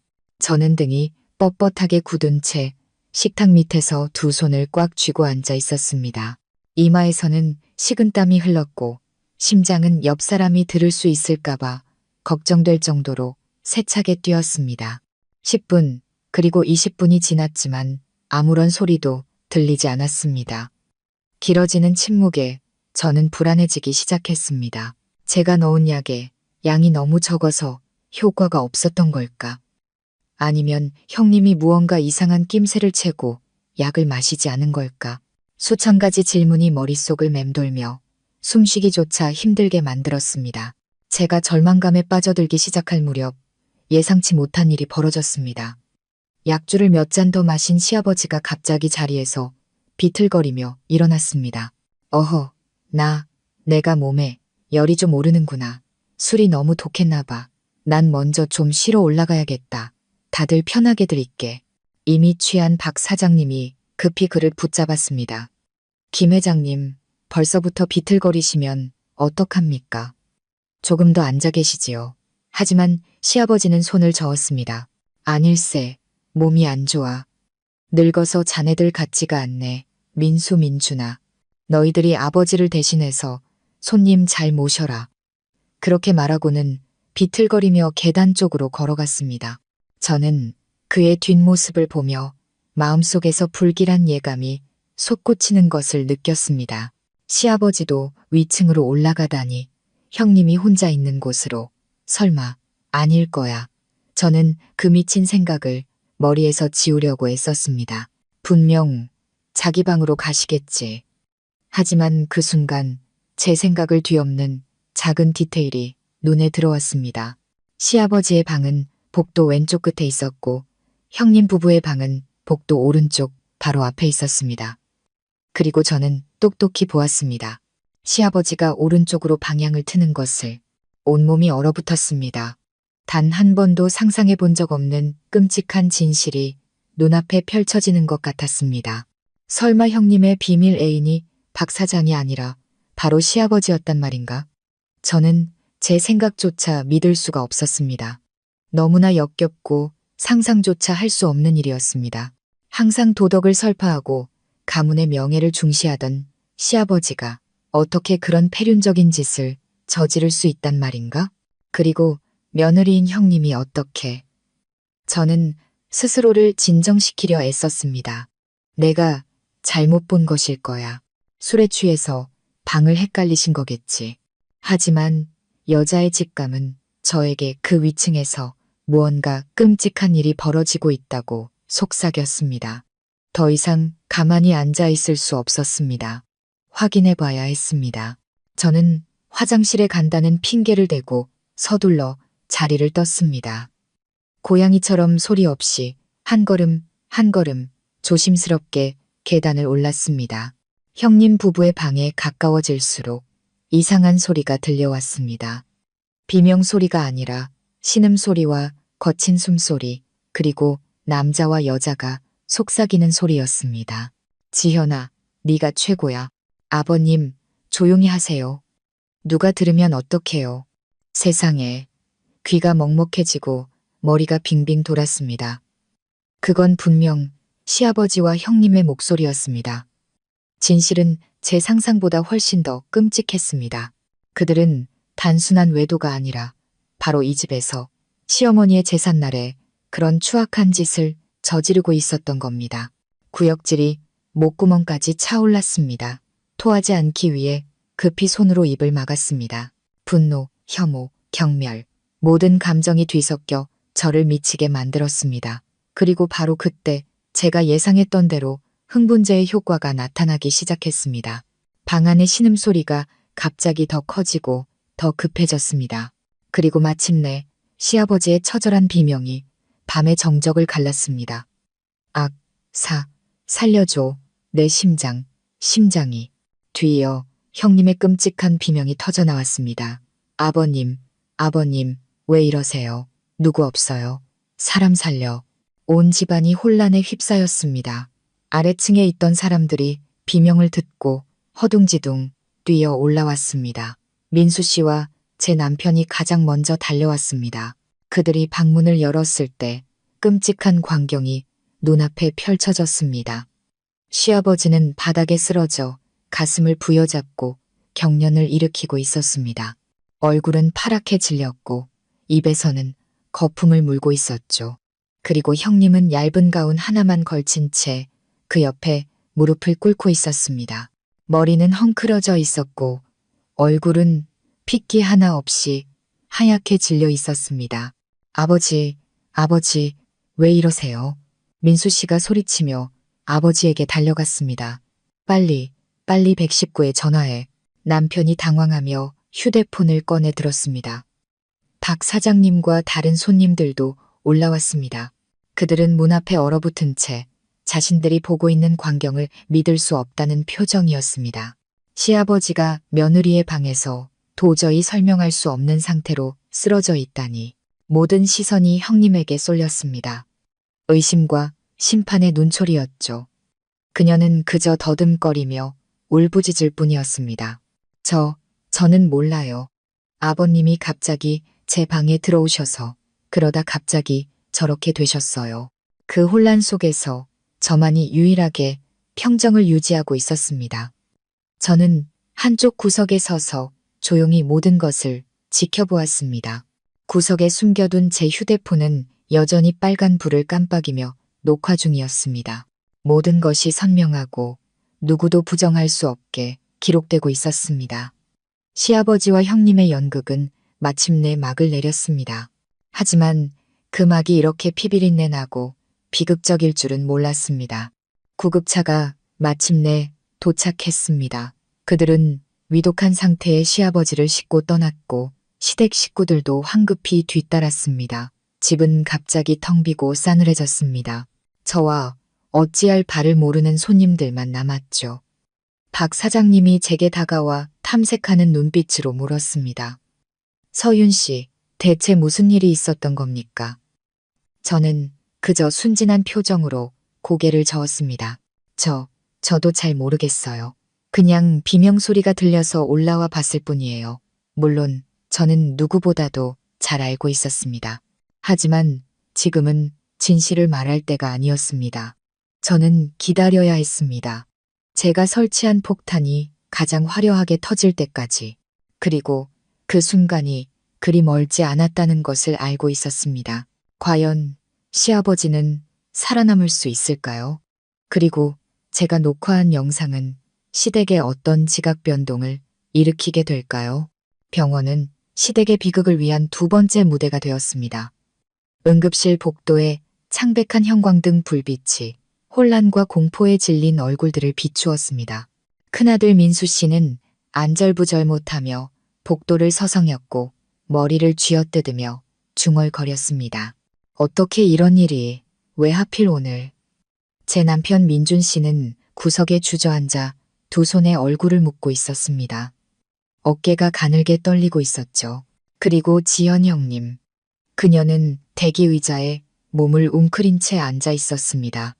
민수 씨가 급하게 덮어준 외투도 그녀의 떨림과 공포를 감추지는 못했습니다. 그녀의 눈은 불안하게 주위를 훑었고 이따금 저를 향해 원망과 애원이 뒤섞인 시선을 던졌습니다. 저는 그들과 조금 떨어진 곳에 마치 구경꾼처럼 조용히 앉아 있었습니다. 울지도 않았고 걱정하는 기색도 보이지 않았습니다. 그들 눈에는 제가 아마 감정 없는 아내, 무심한 동서로 보였을 겁니다. 하지만 오직 저만이 알고 있었습니다. 지금 저의 이 평온함이 얼마나 무서운 것인지를. 저는 마치 사냥감이 스스로 덫에 걸려들기를 기다리는 사냥꾼처럼 때를 기다리고 있었습니다. 지옥 같은 2시간이 흐른 후 마침내 의사가 응급실에서 나왔습니다. 그는 마스크를 벗었고 그의 얼굴에는 피로와 심각함이 어려 있었습니다. 김영철 환자분 보호자 되십니까? 네, 저희입니다. 민수 씨가 급히 달려갔습니다. 선생님, 저희 아버지는 어떠십니까? 의사는 고개를 저으며 한숨을 쉬었습니다. 최선을 다했지만 급성 심근경색으로 상태가 매우 위중합니다. 일단 고비는 넘겼지만 중환자실에서 계속 지켜봐야 합니다. 가족분들은 최악의 상황에 대비해 마음의 준비를 하셔야 할 것 같습니다. 그러고는 민수 씨와 민준 씨를 번갈아 보며 목소리를 낮춰 물었습니다. 쓰러지시기 전에 환자분께서 혹시 어떤 종류의 흥분제 같은 약물을 복용하셨습니까? 혈액 검사 결과 혈중에서 다량의 실데나필 성분이 검출되었습니다. 흔히 발기부전 치료제에 사용되는 성분입니다. 이 성분이 환자분의 기존 심장 질환과 결합하여 심근경색을 유발한 직접적인 원인으로 보입니다. 복도의 공기가 순간 얼어붙었습니다. 발기부전 치료제. 민수 씨는 얼굴이 하얗게 질려 더듬거렸습니다. 아닐 겁니다. 저희 아버지는 평생 그런 약은 입에도 대지 않으셨습니다. 남편도 고개를 들며 황망한 표정으로 말했습니다. 맞습니다. 저희 아버지는 식사나 약물에 매우 신중하신 분입니다. 뭔가 착오가 있었을 겁니다. 의사를 포함한 모든 사람의 시선이 무의식적으로 지연 형님에게 쏠렸습니다. 그녀는 화들짝 놀라며 손을 내저었습니다. 목소리가 갈라졌죠. 저 아니에요. 전 아무것도 몰라요. 다들 왜 그렇게 저를 보세요. 하지만 그녀의 당황한 모습은 사람들의 의심을 더욱 키울 뿐이었습니다. 민수 씨가 획 돌아서서 아내의 어깨를 붙잡고 으르렁거렸습니다. 지연 씨, 똑바로 말해. 방 안에서 대체 무슨 일이 있었던 거야? 아버지가 왜 당신 방에 계셨던 거고, 아버지 혈액에서 왜 그따위 약이 나온 거냐고. 난 몰라요. 형님은 흐느끼기 시작했습니다. 그냥 방에서 쉬고 있는데 아버님이 갑자기 들어오셔서 피곤하다고 잠시 앉아 계시겠다고 그러다 갑자기 쓰러지셨어요. 전 정말 아무것도 몰라요. 그녀의 힘없는 변명은 누구도 설득하지 못했습니다. 민수 씨는 점점 이성을 잃어갔습니다. 그는 아내의 어깨를 거세게 흔들었습니다. 거짓말, 안 믿어. 당신이 무슨 짓을 한 게 틀림없어. 아버지한테 뭘 먹인 거지. 그렇지? 아니야, 난 안 그랬어. 형님은 절망적으로 소리쳤습니다. 그들의 언쟁은 점점 격해졌고 주위 사람들의 이목을 집중시켰습니다. 간호사가 달려와 주의를 주었습니다. 모두 조용히 해주세요. 여긴 병원입니다. 바로 그때 제가 천천히 자리에서 일어나 그들에게 다가갔습니다. 저는 형님의 눈을 똑바로 쳐다보았습니다. 차갑고 날카로운 시선이었죠. 그리고 크지 않지만 모두가 들을 수 있을 만큼 또렷한 목소리로 말했습니다. 형님, 어쩌면 저는 아버님 혈액에서 왜 그 약이 나왔는지 알 것 같아요. 세 사람 모두 놀라 저를 쳐다보았습니다. 형님은 눈을 동그랗게 뜨고 경악과 공포가 뒤섞인 표정을 지었습니다. 네가 무슨 말을 하는 거야, 서윤아. 저는 그녀에게 대답하지 않았습니다. 민수 씨와 민준 씨를 향해 말했죠. 아주버님, 그리고 여보. 아버님이 쓰러지시기 1시간 전에 형님이 드시던 보약 그릇을 집에 가서 다시 확인해 보는 게 좋을 것 같아요. 제가 기억하기로는 형님이 아직 다 마시지 않았거든요. 제 말은 격렬한 언쟁 속에 던져진 한 바가지의 찬물과도 같았습니다. 민수 씨는 잠시 멈칫하더니 미간을 찌푸리며 생각에 잠겼습니다. 남편은 어리둥절하게 물었습니다. 보약 그릇, 그게 이 일이랑 무슨 상관이야? 오직 형님만이 제 의도를 가장 잘 알고 있었습니다. 그녀의 얼굴은 종이장처럼 하얗게 질렸습니다. 그녀는 더듬거렸습니다. 그 보약에는 아무것도 없어요. 그냥 평범한 한약이란 말이에요. 그래요. 저는 입꼬리를 올려 비웃었습니다. 그런데 왜 그렇게 두려워하는 표정을 지으세요? 혹시 그 보약 그릇에 형님이 다른 사람들에게 알리고 싶지 않은 무언가라도 들어있었던 건가요? 저는 성공적으로 모든 사람의 머릿속에 의심의 씨앗을 심었습니다. 이제 그들은 그 가능성을 생각하지 않을 수 없을 겁니다. 저의 연극은 이제 클라이맥스로 접어들기 시작했습니다. 저는 더 이상 많은 것을 할 필요가 없었습니다. 그저 체스말을 가볍게 밀기만 하면 체스판 전체가 스스로 무너져 내릴 테니까요. 빼도 박도 못할 증거 앞에서 형님이 과연 어디까지 연극을 계속할 수 있을지 보고 싶었습니다. 과연 모두가 제 말을 듣고 집으로 돌아가 보약 그릇을 확인할까요? 그리고 그들이 그렇게 했을 때 어떤 끔찍한 비밀이 드러나게 될까요? 제 제안은 고요한 호수에 던져진 돌멩이처럼 의심의 파문을 사방으로 퍼뜨렸습니다. 분노와 혼란에 빠져 있던 민수 씨는 마치 지푸라기라도 잡는 심정으로 제 말에 매달리는 듯했습니다. 그는 아내를 놓고 저를 향해 물었습니다. 동서, 그게 무슨 뜻이야? 누가 형수 약에 뭘 탔다고 의심하는 거야? 저는 긍정도 부정도 하지 않았습니다. 그저 걱정스러운 목소리로 애매하게 말했죠. 저도 잘은 모르겠어요, 아주버님. 다만 모든 상황이 너무 우연의 일치 같아서요. 아버님이 형님 방에 들어가시자마자 일이 터졌고 의사 선생님은 아버님 몸에서 이상한 약이 나왔다고 하시잖아요. 혹시 오늘처럼 손님이 많아 집이 어수선한 틈을 타 누군가 나쁜 마음을 품고 해코지한 건 아닌지 걱정돼서요. 제 말은 교묘하게 의심의 방향을 저에게 유리한 쪽으로 돌려놓았습니다. 저는 스스로를 음모의 주동자가 아닌 가족의 안위를 걱정하는 눈치 빠른 동서로 둔갑시켰습니다. 제 남편 민준 씨도 그 말을 듣고는 고개를 끄덕였습니다. 아내 말이 일리가 있네. 오늘 낯선 손님들도 많았으니 혹시 모르지. 오직 형님만이 제 의도를 정확히 꿰뚫어 보고 있었습니다. 그녀는 불꽃이 튀는 눈으로 저를 쏘아보았지만 아무것도 할 수 없었습니다. 집으로 돌아가 약 그릇을 확인하는 것을 반대할 수 없었죠. 그랬다가는 스스로 죄가 있다고 인정하는 꼴이 될 테니까요. 그녀는 그저 힘없이 변명할 뿐이었습니다. 그럴 리가 없어. 다들 괜한 상상하지 마. 하지만 이미 늦었습니다. 민수 씨는 결심을 굳혔습니다. 아니, 집에 가서 확인해 봐야겠어. 이 일을 그냥 넘어갈 수는 없어. 그는 저를 향해 말했습니다. 동서는 여기 남아서 아버지를 좀 부탁해. 나와 민준이가 지금 바로 집에 다녀올게. 안 돼요. 형님이 소리치며 남편의 팔을 붙잡았습니다. 나도 같이 갈래요. 나 혼자 여기 있을 수 없어요. 그녀는 두려웠던 겁니다. 제가 시아버지와 단둘이 남게 되면 제가 그녀에게 불리한 말을 할까 봐 두려웠던 거죠.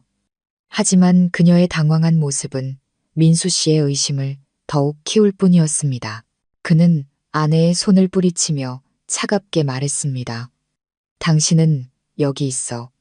아직 아무것도 확실하지 않은데 어딜 가겠다는 거야?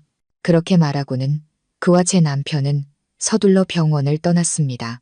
형님은 그들의 뒷모습을 보며 온몸을 사시나무 떨듯 떨었습니다. 그녀는 저를 돌아보며 증오와 절망이 가득한 눈빛으로 말했습니다. 네가 무슨 짓을 한 거야? 네가 날 해치려는 거지. 저는 그저 순진한 표정으로 어깨를 으쓱했습니다. 형님이 무슨 말씀을 하시는지 모르겠네요. 저는 단지 우리 가족의 누명을 벗기 위해 진실을 찾고 싶을 뿐이에요. 저는 이 게임에서 이미 절반은 이겼다는 것을 알았습니다. 민수 씨와 남편이 집에 돌아가면 화장대 위에 놓인 보약 그릇을 발견할 겁니다. 그리고 그것을 검사 의뢰하면 진실은 밝혀지겠죠. 형님은 보약 그릇에 흥분제가 들어있었다는 사실을 절대 부인할 수 없을 겁니다. 그리고 그때가 되면 그녀의 모든 변명은 무의미해질 것입니다. 텅 빈 병원 복도에 홀로 앉아 공포에 질려 떨고 있는 형님과 마주하고 있자니 갑자기 깊은 피로감이 몰려왔습니다. 기쁘지도 통쾌하지도 않았습니다. 그저 마음이 텅 빈 것 같았습니다. 지난 날들이 떠올랐습니다. 굴욕과 부당함 속에서 살았던 날들, 둘째 딸을 낳았을 때 시댁 식구 누구 하나 병문안을 오지 않았던 날이 생각났습니다. 남편만이 조용히 와서 돈 몇 푼을 쥐어주고는 서둘러 떠났습니다. 부모님이 화가 많이 나셨어. 당신이 이해해. 저는 병상에 누워 갓 태어난 딸을 품에 안고 그저 눈물만 흘렸습니다. 내가 뭘 잘못했을까? 나는 그저 여자이고 엄마일 뿐인데 왜 이런 잔인한 대우를 받아야 하는 걸까? 해마다 돌아오는 제삿날이 떠올랐습니다. 늘 그랬듯 제가 가장 먼저 일어나 가장 많은 일을 했지만 가장 낮은 상에서 남은 음식을 먹어야 했습니다. 형님은 항상 시아버지 옆 윗상에 앉아 모두의 관심과 안부를 받았습니다. 한 번은 큰딸이 순진하게 물었습니다. 엄마, 왜 할아버지랑 큰엄마는 갈비찜 먹는데 우리는 나물만 먹어? 아이의 질문에 심장이 멎는 것 같았습니다. 저는 그저 아이를 품에 안고 거짓말을 했습니다. 우리 딸은 나물을 더 좋아하니까. 그렇지. 형님이 고의로 제게 시비를 걸었던 날들이 생각났습니다. 그녀는 귀한 화병을 깨뜨리고 제게 죄를 뒤집어 씌웠습니다. 금반지를 잃어버리고는 저를 도둑으로 몰았습니다. 그럴 때마다 남편은 단 한마디도 저를 변호해 주지 않았습니다. 그저 그냥 당신이 좀 참아. 그래야 집안이 조용하지 라고 말할 뿐이었습니다. 그의 무능함과 침묵은 형님의 모함보다 저를 더 아프게 했습니다. 그는 저를 제 자신의 결혼 생활 속에서 외톨이로 만들었습니다. 그리고 오늘 시어머니의 제삿날이 떠올랐습니다.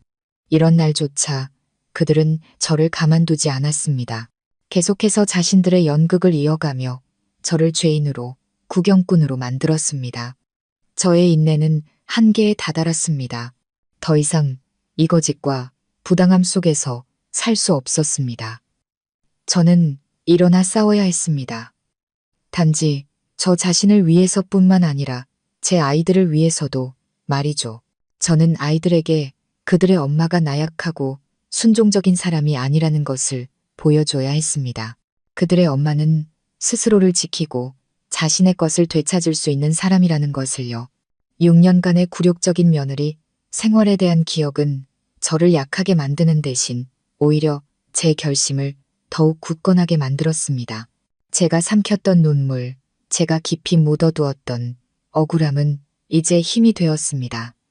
저는 맞은편에 앉아 여전히 창백한 얼굴을 하고 있는 형님을 보았습니다. 그녀는 불쌍했지만 동시에 자업자득이었습니다. 그녀는 스스로 자신의 삶을 파괴했고 다른 사람들까지 끌어들였습니다. 얼마 후 제 휴대폰이 울렸습니다. 남편이었습니다.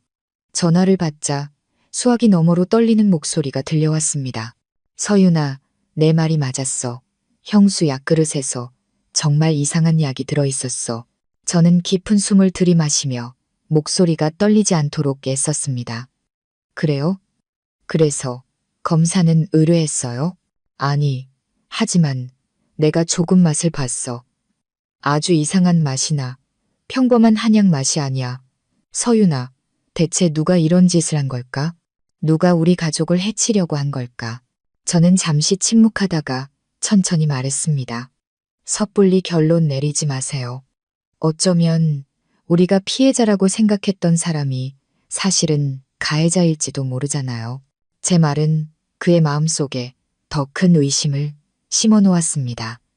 저는 이 순간부터 완벽했던 형님에 대한 그의 믿음이 흔들리기 시작했다는 것을 알았습니다. 그리고 그것이 바로 제가 원했던 바였습니다. 연극은 아직 끝나지 않았습니다. 가장 재미있는 부분은 아직 남아 있었죠. 검사 결과가 발표되고 제가 녹화한 영상이 공개될 때 그때야말로 모든 것이 폭발할 것입니다. 과연 남편은 제 의미심장한 말을 듣고 어떻게 행동할까요? 그리고 보약의 끔찍한 비밀을 알게 되었을 때 온 가족은 어떤 반응을 보일까요? 남편과의 통화는 무거운 침묵 속에서 끝났습니다. 제가 한 말이 그에게 큰 충격을 주었다는 것을 알 수 있었습니다. 그는 더 이상 이전처럼 맹목적으로 형님을 믿지 않았습니다. 생각하기 시작했고 의심하기 시작했습니다. 그것이 바로 형님이 공들여 쌓아 올린 거짓의 성벽에 생긴 첫 번째 균열이었습니다. 약 1시간 후 민수 씨와 남편이 병원으로 돌아왔습니다. 그들의 얼굴에는 더 이상 당황한 기색이 없었습니다. 대신 극도의 분노와 실망감이 서려 있었습니다. 민수 씨는 한마디도 하지 않고 곧장 형님에게 다가가 뺨을 세차게 후려쳤습니다. 짝! 조용한 복도의 말은 파열음이 울려 퍼졌습니다. 이 더러운 여자, 네가 감히. 민수 씨는 이를 갈았고 두 눈은 핏발이 서 있었습니다. 손은 주먹으로 꽉 쥐어져 있었죠. 형님은 바닥에 쓰러져 부어오른 뺨을 감싸쥐고 멍하니 남편을 쳐다보았습니다. 당신 무슨 말이에요? 내가 뭘 잘못했다고. 아직도 뭘 잘못했는지 몰라? 민수 씨가 소리치며 휴대폰을 꺼내 들었습니다. 화면에는 문자 메시지 내용이 떠 있었습니다. 이게 뭐야? 이게 뭐냐고 나한테 설명해봐. 저는 힐끗 쳐다보았습니다. 형님과 어떤 남자 사이에 오고 간 은밀한 문자 메시지였습니다. 자기야, 보고 싶어 죽겠어. 오늘 남편 또 출장 갔어. 오늘 밤 아버님이 사주신 보약 마실게. 자기는 마음의 준비나 하고 있어. 내가 특별한 양념도 좀 쳤으니까 오늘 밤 절대 잊지 못하게 해줄게. 형님의 얼굴색은 하얗게 질렸다가 파랗게 변했습니다. 그녀는 더듬거렸습니다. 이건 내 것이 아니야. 누가 날 함정에 빠뜨린 거야. 함정, 민수 씨가 씁쓸하게 웃었습니다. 내 휴대폰이고 네가 보낸 문자야. 아직도 발뺌할 셈이야? 결국 넌 오랫동안 나를, 이 가족 전체를 속여왔던 거야. 아이를 갖기 어렵다고 연기하면서 뒤로는 몰래 피임약을 먹고 있었던 거고 착한 척하면서 등 뒤에서는 외도를 하고 있었던 거지. 그리고 오늘 넌 흥분제까지 써서 이 집에서, 그것도 우리 어머니 제삿날에 내 애인이랑 놀아나려고 했어. 넌 짐승만도 못해. 제 남편 민준 씨도 옆에 서서 혐오스러운 표정을 짓고 있었습니다. 형수님, 정말 실망입니다. 어떻게 그런 사람이었습니까? 형을 바보로 만들고 우리 가족 전체를 웃음거리로 만들었어요. 그리고 형수님이 아버지를 죽음으로 몰아넣은 겁니다. 알고 보니 집에 돌아간 그들은 이상한 맛이 나는 보약 그릇뿐만 아니라 형님이 베개 밑에 숨겨둔 두 번째 휴대폰까지 발견했던 것입니다. 그 휴대폰은 비밀번호가 걸려 있지 않았고 그 안에는 형님의 모든 더러운 비밀이 담겨 있었습니다. 제 계획은 상상 이상으로 성공적이었습니다. 제가 녹화한 영상을 공개할 필요도 없었죠. 진실은 스스로 이보다 더 완벽할 수 없을 정도로 드러났습니다. 형님은 이제 더 이상 변명할 것이 없었습니다. 그녀는 바닥에 주저앉아 처절하게 울부짖었습니다. 내가 잘못했어요. 여보, 미안해요. 제발 이번 한 번만 용서해줘요. 다시는 안 그럴게요. 용서? 민수 씨는 얼음장 같은 눈으로 아내를 내려다보았습니다. 내가 널 용서할 수 있을 것 같아? 넌 모든 걸 망쳤어.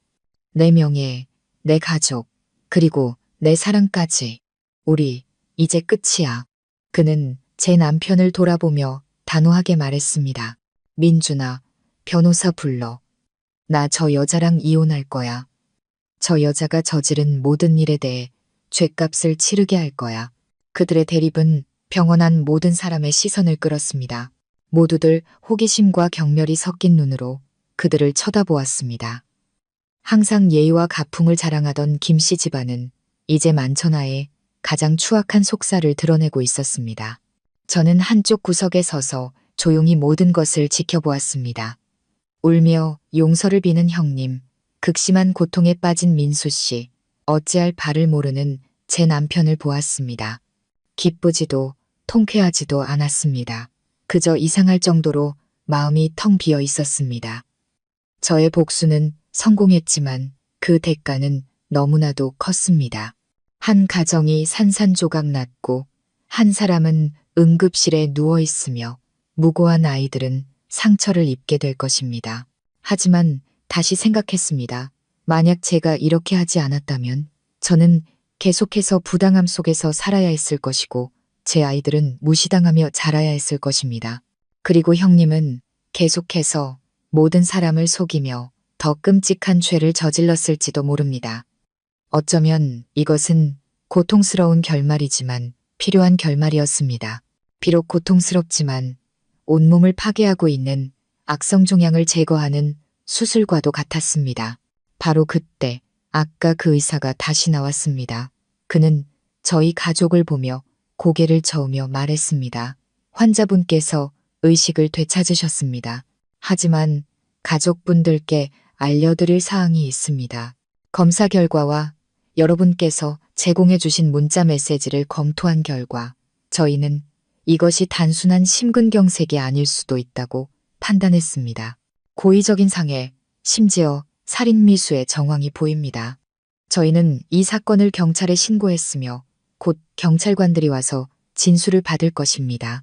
의사의 말은 저희 가족에게 터진 두 번째 폭탄과도 같았습니다. 경찰이라니 형님은 고개를 들었고 얼굴에는 핏기 하나 없었습니다. 그녀는 자신의 행동이 이혼으로 끝나는 것이 아니라 법의 심판까지 받게 될 줄은 꿈에도 몰랐을 겁니다. 저의 게임은 이제 막을 내릴 때가 되었습니다.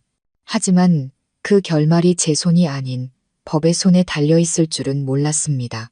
그리고 저는 형님에게 내려질 처벌이 제가 예상했던 것보다 훨씬 더 무거울 것이라는 것을 직감했습니다. 과연 형님은 어떤 판결을 받게 될까요? 그리고 이 지각 변동 이후 시댁의 삶은 어떻게 변하게 될까요? 경찰의 등장은 시댁의 비극을 절정으로 치닫게 했습니다. 제복을 입은 두 명의 경찰관이 들어서자 가뜩이나 긴장감이 감돌던 병원 복도의 공기는 더욱 무겁게 가라앉았습니다. 그들은 민수 씨, 제 남편, 형님, 그리고 저를 포함한 모든 관련자를 별도의 방으로 데려가 진술을 받기 시작했습니다. 조사실의 밝은 조명 아래 모든 거짓은 벌거벗겨졌습니다. 형님은 경찰의 날카로운 질문과 빼도 박도 못할 증거들 앞에서 마침내 고개를 숙이고 모든 것을 자백했습니다. 그녀의 애인은 다름 아닌 가족의 사업 파트너 박 사장이었습니다. 그들의 관계는 거의 2년 동안 지속되었습니다. 박 사장은 그녀에게 부유하고 풍족한 삶을 약속했고 심지어 아내와 이혼하고 그녀와 결혼하겠다고까지 했습니다.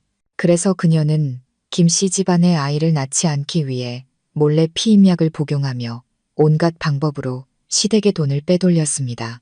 그날 밤 일에 대해서는 박 사장과 문자를 주고받은 후 애인과의 즐거운 시간을 위해 보약에 흥분제를 탔다고 자백했습니다.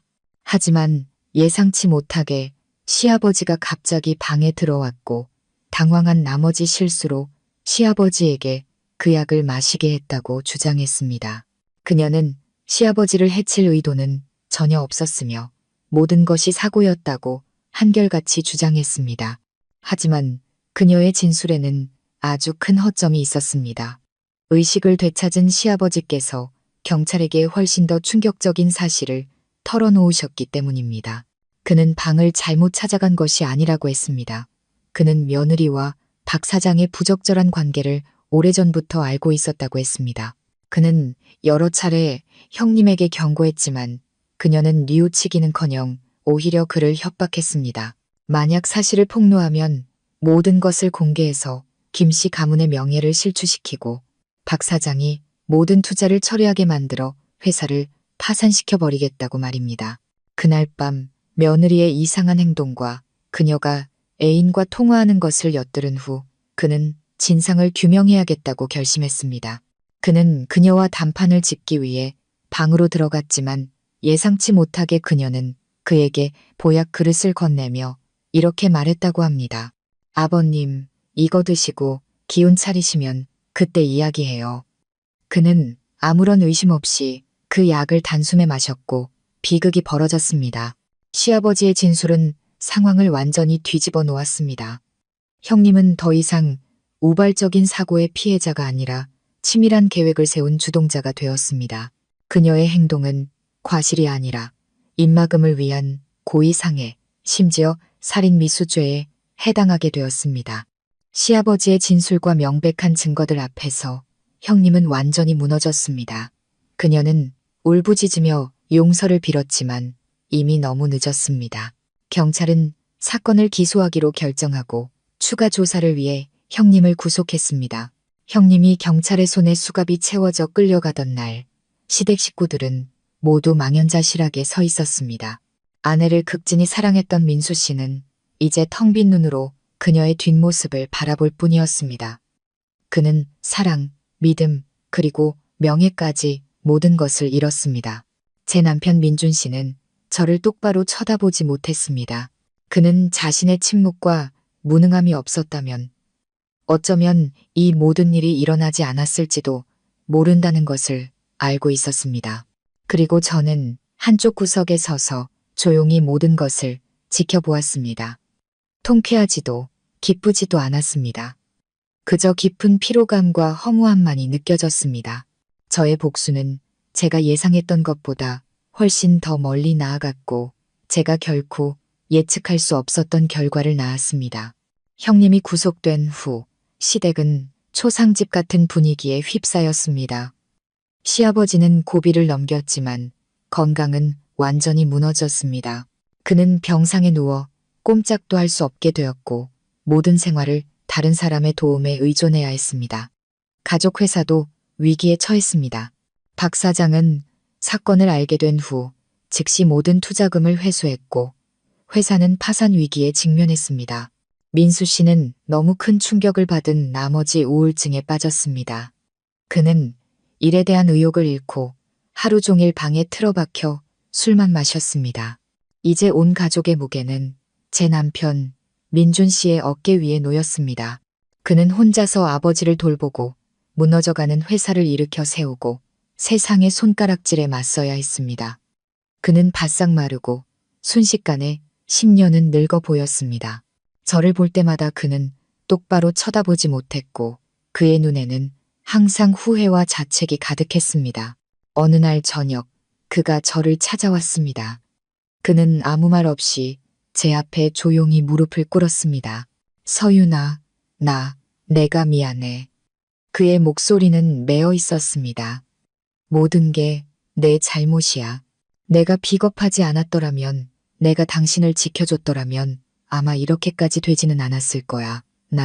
날 용서해 줄 수 있겠어?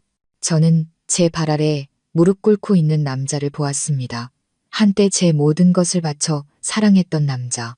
그를 절대 용서할 수 없을 거라고 생각했지만 지금 그의 비참한 모습을 보니 증오심보다는 연민이 느껴졌습니다. 저는 그를 일으켜 세우고 고개를 저으며 말했습니다. 일어나요. 이미 다 지난 일이에요. 이제 와서 뭘 말해도 바뀌는 건 없어요. 당신을 원망하지도 미워하지도 않아요. 그저 당신이 잘 살고 당신의 가족을 잘 돌보기를 바랄 뿐이에요. 저는 우리 사이에 더 이상 되돌릴 수 있는 것이 없다는 것을 알았습니다. 그에 대한 제 사랑은 이미 죽었습니다. 제가 견뎌야 했던 굴욕의 세월과 함께 말이죠. 이제 저는 두 딸과 함께 평온한 삶을 살고 싶을 뿐입니다. 저는 이혼할 겁니다. 증오 때문이 아니라 우리 두 사람 모두를 위한 해방을 위해서입니다. 각자의 삶은 이제 다른 방향으로 흘러가겠지만 과거의 유령은 아마 그들을 영원히 따라다닐 것입니다. 과연 저는 이 모든 것 끝에 평온을 찾을 수 있을까요? 그리고 저와 아이들의 새로운 삶은 어떻게 펼쳐질까요? 저의 이혼 요구에 민준 씨는 놀라지 않았습니다. 아마 그의 마음 깊은 곳에서도 그것이 피할 수 없는 결말이라는 것을 알고 있었을 겁니다. 그는 붙잡지도 반대하지도 않았습니다. 그저 깊은 슬픔이 담긴 텅 빈 눈으로 조용히 고개를 끄덕였습니다. 당신 결정을 존중할게. 당신과 아이들은 더 나은 삶을 살 자격이 있어. 우리의 이혼 절차는 신속하고 조용하게 진행되었습니다. 언쟁도 재산 다툼도 없었습니다. 그는 제가 두 딸의 양육권을 모두 갖는 것에 동의했습니다. 재산에 관해서는 저는 시댁으로부터 어떤 것도 요구하지 않았습니다.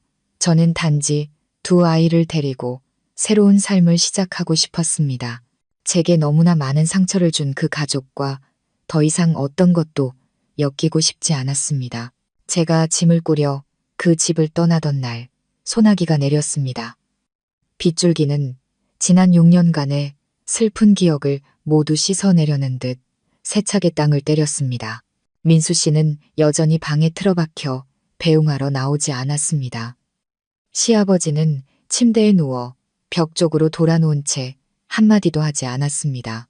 오직 민준 씨만이 문 앞에 서서 저와 두 딸이 여행 가방을 끌고 나가는 것을 조용히 지켜보고 있었습니다. 엄마, 우리 어디 가요? 큰딸이 제 옷자락을 꼭 붙잡고 순진하게 물었습니다. 저는 몸을 숙여 딸을 품에 안고 억지로 미소를 지었습니다. 우리는 새로운 집으로 갈 거야. 우리 세 식구만 사는 곳으로. 알겠지? 그럼 아빠는요? 아빠는 같이 안 가요? 저는 딸에게 어떻게 대답해야 할지 몰랐습니다. 그저 딸을 더 꽉 껴안고 말했습니다. 아빠는 바쁘셔서 그래. 시간 나면 아빠가 우리 딸 보러 오실 거야. 저는 두 아이의 손을 잡고 한 번도 뒤돌아보지 않고 대문을 나섰습니다.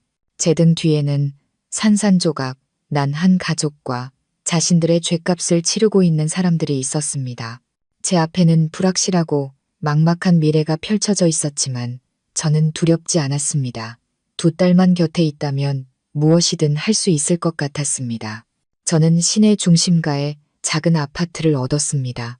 크지는 않았지만 아늑하고 깨끗했습니다.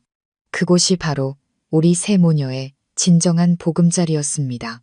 저는 새로운 일자리를 찾기 시작했습니다. 다행히 대학 졸업장과 과거의 경력 덕분에 금방 한 외국계 회사에 회계 담당으로 취직할 수 있었습니다. 월급이 아주 많지는 않았지만 우리 세 식구가 안정적으로 살기에는 충분했습니다. 새로운 삶은 결코 쉽지 않았습니다. 일과 육아를 병행해야 했죠. 때로는 녹초가 될 정도로 피곤했습니다. 하지만 아이들의 웃는 얼굴을 볼 때마다 제 안의 모든 피로가 사라졌습니다. 아이들은 제가 매일 노력하는 가장 큰 원동력이었습니다. 아이들도 철이 들어 엄마를 무척 아꼈습니다. 스스로 공부하고 집안일을 도왔으며 한 번도 떼를 쓰거나 무언가를 조르지 않았습니다. 점차 우리 세 모녀의 삶은 안정을 찾아갔습니다. 저는 새로운 친구들을 사귀고 새로운 관계를 맺기 시작했습니다. 마음의 안정을 위해 요가 수업에 등록했고 지식을 쌓기 위해 독서 클럽에도 가입했습니다. 저는 바깥 세상이 얼마나 넓고 저를 기다리는 좋은 일들이 얼마나 많은지 깨달았습니다.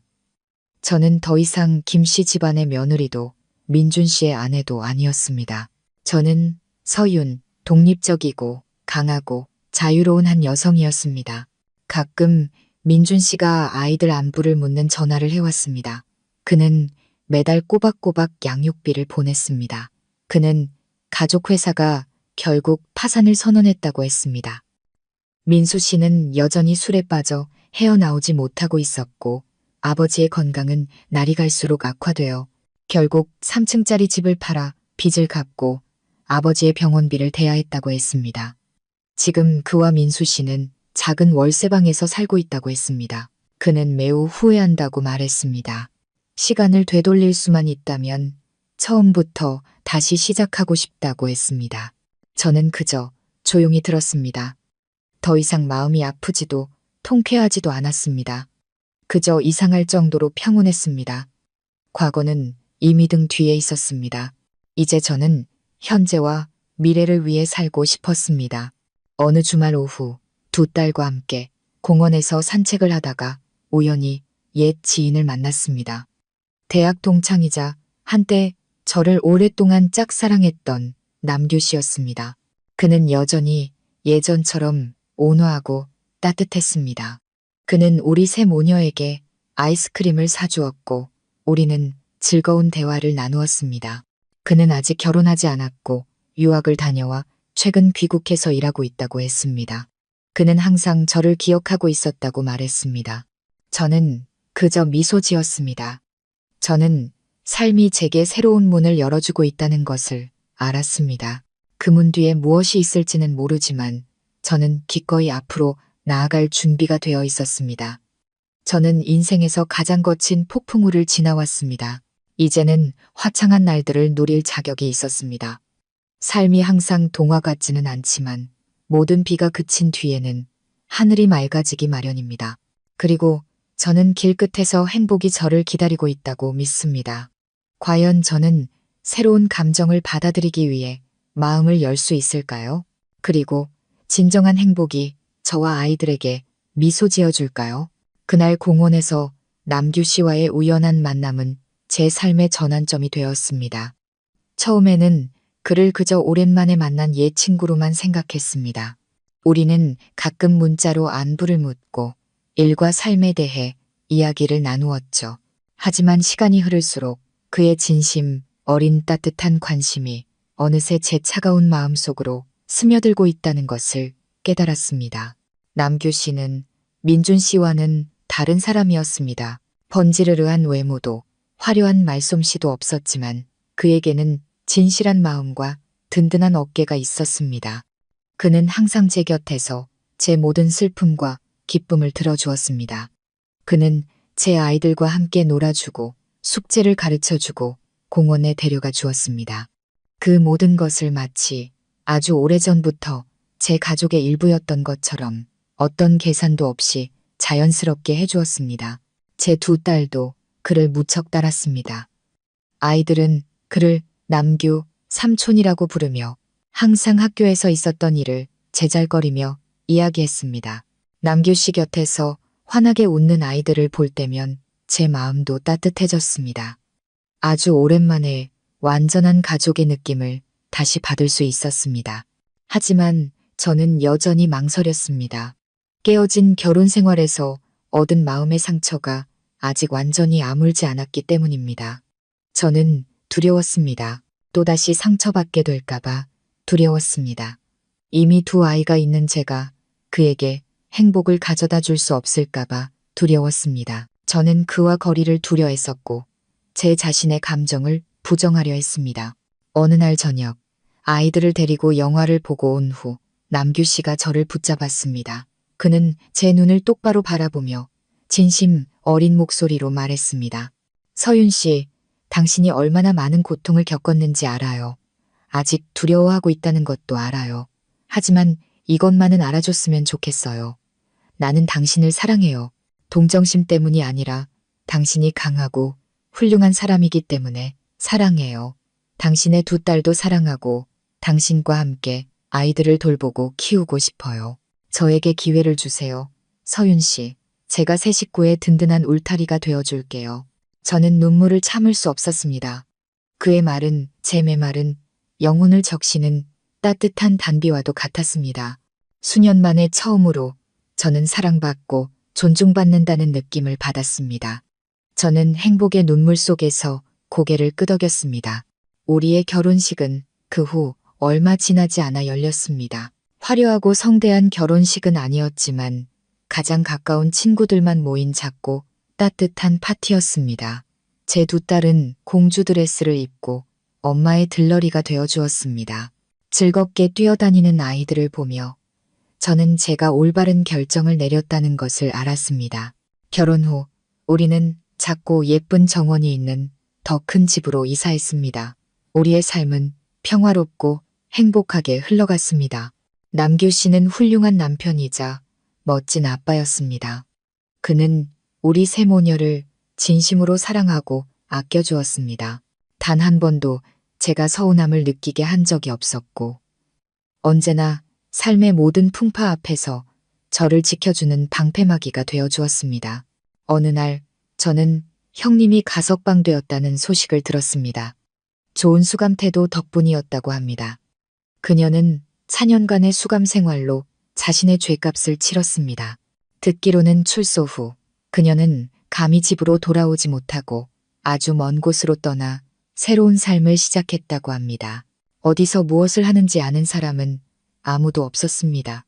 민수 씨는 절망 속에서 허우적거리던 시간을 이겨내고 마침내 다시 일어섰다고 합니다.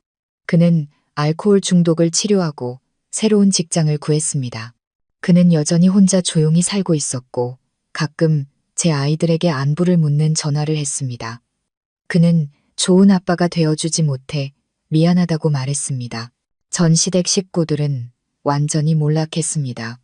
시아버지는 오랜 투병 끝에 돌아가셨고 민준 씨는 회사 파산 후 생계를 위해 막노동을 하고 있다고 들었습니다. 그는 외롭게 혼자 살고 있었습니다. 아직 저를 잊지 못하고 과거의 잘못에 대해 항상 자책하며 살아간다고 했습니다. 저는 그 소식들을 들으며 마음속에 어떤 파문도 잃지 않았습니다. 제 안의 모든 증오와 원망은 시간과 함께 사라졌습니다. 이제 제게는 단 하나의 소망만이 있었습니다. 바로 제 작은 가족과 함께 평화롭고 행복하게 사는 것이었습니다. 어느 가을 오후 저는 남규 씨와 정원에 앉아 차를 마시며 즐겁게 뛰어노는 두 딸을 바라보고 있었습니다. 저녁 햇살이 푸른 잔디 위에 반짝이는 금빛 줄무늬를 드리웠습니다. 부드러운 바람이 은은한 꽃향기를 실어 날랐습니다. 저는 남규 씨의 어깨에 머리를 기대고 이상할 정도로 평온함을 느꼈습니다. 저는 가시밭길과 눈물로 가득 찬 긴 여정을 지나왔습니다. 하지만 마침내 제 삶의 평온한 안식처를 찾았습니다. 저는 이제부터 영원히 다시는 외롭지 않을 것이라는 것을 알았습니다. 제 이야기는 여기서 끝을 맺으려 합니다. 자신의 행복을 위해 용감하게 싸워 일어선 한 여성에게 주어진 해피엔딩입니다. 남규 씨와 아이들과 함께하는 평온한 삶은 제게 고통스러운 과거를 거의 잊게 해주었습니다. 저는 일과 새로운 가정을 꾸리는데 집중했습니다. 하루하루가 의미 있게 지나갔죠. 저는 제 자신을 더 사랑하는 법을 배웠고 삶의 작은 기쁨들을 누리는 법을 알게 되었습니다. 저는 더 이상 과거의 서윤이 아니었습니다. 두려움과 순종 속에서 살던 여성. 저는 제 자신의 더 나은 버전, 자신감 있고 독립적이며 행복한 사람이 되었습니다. 하지만 인생에는 때때로 예상치 못한 전환점이 찾아왔습니다. 연말 어느 날 가족 여행 준비로 분주하던 저는 낯선 번호로 걸려온 전화를 받았습니다. 수화기 너머에서는 약하고 익숙한 목소리가 들려왔습니다. 서윤아, 나야, 민준이야. 저는 잠시 멈칫했고 휴대폰을 쥔 손이 떨렸습니다. 거의 3년 동안 우리는 연락하지 않았습니다. 왜 지금 제게 전화를 했을까요? 무슨 일이에요? 저는 최대한 평온한 목소리를 유지하려 애썼습니다. 서윤아, 나 곧 죽을 것 같아. 민준 씨의 목소리는 마른 기침 소리와 함께 끊겼습니다. 나 말기암이래. 의사가 몇 달밖에 못 산다고 하더라. 저는 그 자리에 얼어붙었습니다. 너무나 갑작스러운 소식에 아무런 반응도 할 수 없었습니다. 무슨 말이에요? 왜, 어떻게 그럴 수가? 사실이야, 서윤아. 민준 씨가 울기 시작했습니다. 나한테 시간이 얼마 없어. 용서를 구하려고 전화한 거 아니야. 그냥 마지막으로 아이들을 한 번만 보고 싶어서. 애들이 너무 보고 싶어. 저는 무슨 말을 해야 할지 몰랐습니다. 마음이 복잡했습니다. 증오심은 없었지만 연민과 함께 형언할 수 없는 슬픔이 밀려왔습니다. 어찌되었든 그는 한때 제 남편이었고 제 아이들의 아버지였습니다. 저는 죽어가는 사람의 마지막 부탁을 참아 거절할 수 없었습니다. 어디 있어요? 제가 물었습니다. 주소를 알아낸 후 저는 두 딸을 데리고 민준 씨를 찾아갔습니다. 그는 작고 허름한 월세방에 있었습니다. 방 안에는 낡은 침대 하나와 작은 책상, 그리고 줄에 걸린 옷 몇 벌이 전부였습니다. 침대에 누워있는 그는 깡마르고 창백했습니다. 병만은 그를 끔찍하게 망가뜨려 놓았습니다. 그는 더 이상 예전에 당당하고 건강했던 남자가 아니었습니다. 그저 죽음을 기다리는 희미한 그림자일 뿐이었습니다. 저와 아이들을 보자 민준 씨는 힘겹게 몸을 일으키려 애썼습니다. 그의 눈이 희미한 기쁨으로 반짝였습니다. 서윤아, 우리 딸들 왔구나. 제 두 딸은 처음에는 조금 어색해했지만 아버지의 비참한 모습을 보고는 눈물을 참지 못했습니다.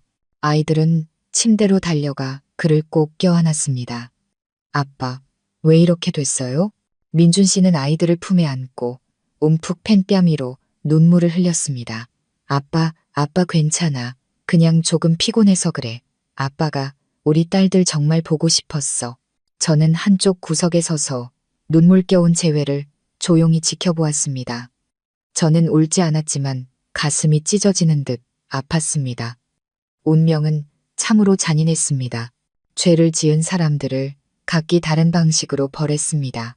형님은 감옥에 가야 했고 민수 씨는 고독 속에서 살아야 했습니다. 그리고 민준 씨는 자책과 후회 속에서 죽음을 마주해야 했습니다. 그날 이후 저는 자주 아이들을 데리고 민준 씨를 찾아갔습니다. 그가 좋아하던 음식을 만들어주고 그의 마지막 날들을 돌보았습니다. 제가 그 모든 일을 한 것은 사랑이 남아서가 아니라 인간으로서의 마지막 정 때문이었습니다. 남규 씨도 제 결정을 지지해 주었습니다. 그는 누구나 실수를 할 수 있으며 중요한 것은 우리가 서로를 인간적으로 대하는 것이라고 말했습니다. 민준 씨가 세상을 떠나던 날 또 비가 내렸습니다. 보슬비는 아니었지만 공기를 더욱 감담하게 만들기에 충분한 이슬비였습니다. 그의 장례식은 매우 조촐했고 몇몇 친척만이 조문을 왔습니다. 민수 씨도 참석했는데 그는 훨씬 더 늙고 초췌해 보였습니다. 그는 아무 말 없이 한쪽 구석에 서서 동생의 마지막 가는 길을 지켜보았습니다. 장례식이 끝난 후 민수 씨가 저를 찾아왔습니다. 그는 제게 통장 하나를 건넸습니다. 이건 민준이가 평생 모은 돈이야. 아이들에게 남겨주고 싶어 했어. 받아줘. 서윤아, 동생의 마지막 속죄라고 생각해줘.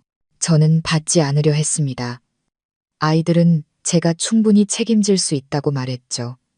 하지만 민수 씨는 완강했습니다. 받아줘. 내 동생 마지막 유언이야. 동생이 눈 감지 못하고 떠나게 하지 말아줘. 결국 저는 그 통장을 받았습니다. 제가 잘 간직했다가 아이들이 크면 전해주기로 했습니다. 아이들에게 그들의 아버지에 대해 그의 실수와 후회에 대해 이야기해 줄 것입니다. 저는 아이들이 인생이 항상 장밋빛은 아니며 완벽한 사람은 없다는 것을 이해하기를 바랐습니다. 중요한 것은 우리가 정을 나누며 사는 법을 아는 것이라는 것을요. 수많은 풍파를 겪은 제 인생은 마침내 진정한 평온을 찾았습니다. 복수에서 오는 평온이 아니라 용서와 관용에서 오는 평온이었습니다. 수년이 더 흘러 제 딸들이 모두 성장하여 각자의 삶을 꾸렸을 때 저와 남규 씨는 여전히 예쁜 정원이 있는 작은 집에서 행복하게 살고 있었습니다. 우리는 인생의 희로애락을 함께 겪었고 모든 슬픔과 기쁨을 나누었습니다.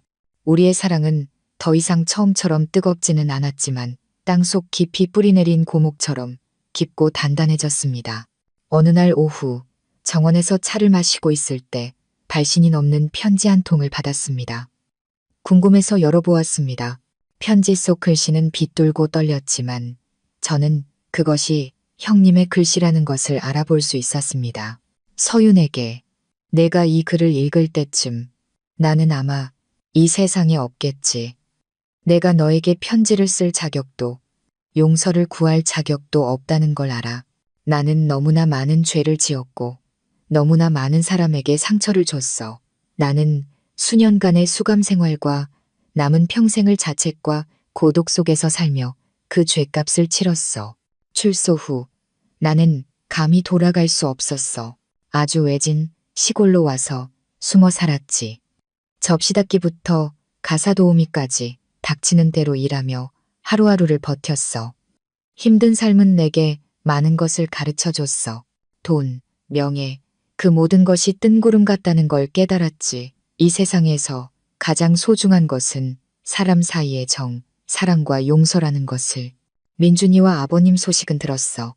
마음이 너무 아팠지만 그게 우리 가족 모두가 짊어져야 할 업보라는 걸 알아.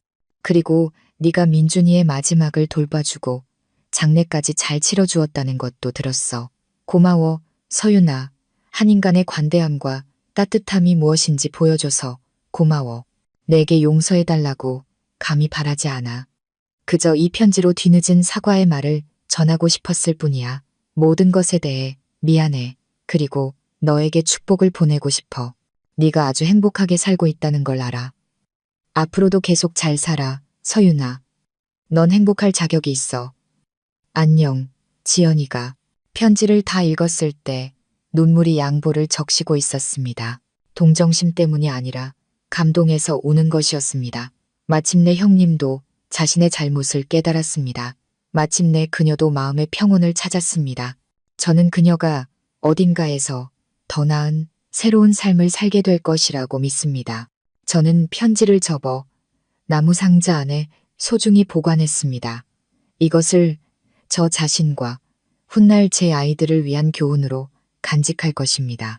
증오는 고통만을 낳을 뿐이며 오직 사랑과 용서만이 모든 상처를 치유할 수 있다는 것을. 제 인생은 길고 긴 여정이었습니다. 맑은 날도, 비 오는 날도, 폭풍우 치는 날도 있었죠. 하지만 그 모든 것을 겪은 후 저는 모든 어려움에 미소로 맞서는 법을 배웠습니다. 사랑하는 법과 사랑받는 법을 배웠습니다. 저는 제 인생의 진정한 행복이 먼 곳이 아닌 바로 이 작은 집, 제가 사랑하는 사람들 곁에 있다는 것을 발견했습니다. 그리고 저는 그것이 가장 완벽한 결말이라는 것을 압니다. 또다시 수년이 흘렀습니다. 저는 이제 백발이 성성한 할머니가 되었고 남규 씨의 머리에도 서리가 내렸습니다. 우리는 예전처럼 건강하지는 않았지만 서로를 향한 사랑은 여전했습니다. 우리는 서로에게 의지하며 인생의 마지막 날들을 함께 돌보았습니다. 제 딸들은 모두 성공했습니다. 큰딸은 훌륭한 의사가 되었고 작은 딸은 다정한 교사가 되었습니다. 모두 각자의 가정을 꾸려 행복하게 살고 있었죠. 주말마다 아이들은 손주들을 데리고 우리를 찾아왔고 우리의 작은 집은 다시 웃음소리로 가득 찼습니다. 어느 날 오후 정원에서 햇볕을 쬐고 있을 때 10살 된 큰 외손녀가 제게 물었습니다. 할머니, 저는 나중에 커서 어떤 여자가 되어야 해요? 저는 미소 지으며 손녀의 머리를 쓰다듬고 말했습니다. 우리 아가 강하고 독립적이며 따뜻한 마음을 가진 여자가 되렴. 자기 자신을 사랑하는 법을 배우고 누구도 내 명예를 짓밟게 두지 말아라. 다른 사람의 실수는 용서하되 인생이 가르쳐준 교훈은 절대 잊지 말거라. 그리고 가장 중요한 것은 네가 행복하고 절대 후회하지 않을 삶을 사는 거란다. 아이는 맑고 결의에 찬 눈으로 고개를 끄덕였습니다. 저는 손녀를 보며 아이가 해낼 수 있을 것이라고 믿었습니다. 제 인생은 어쩌면 다른 수많은 이야기들처럼 평범한 이야기일지도 모릅니다. 하지만 제 이야기를 통해 여러분이 작은 힘과 믿음을 얻을 수 있기를 바랍니다.